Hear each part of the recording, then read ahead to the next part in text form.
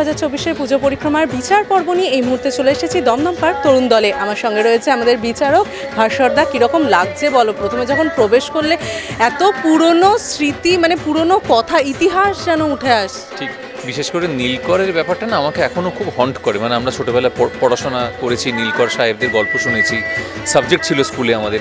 সেইটা আমার এখানে এসে মনে হচ্ছে যেন আমি একদম প্রত্যক্ষ করতে পারছি। আর দ্বিতীয়ত এই যে মসলিন নিয়ে যে ব্যাপারটা ওনারা এখানে বুনেছেন এবং একজন লাইভ তাঁতি উনি বুনছেন মসলিন বসে, এইটা আমি আবারও বলছি, আমার মনে হচ্ছে যে আমি ওই পিরিয়ডটা পুরোটা দেখতে পাচ্ছি চোখের সামনে।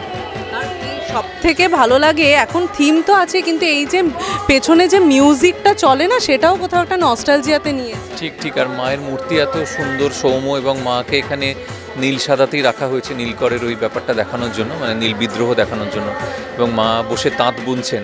এর থেকে আনন্দের আর কি হতে পারে।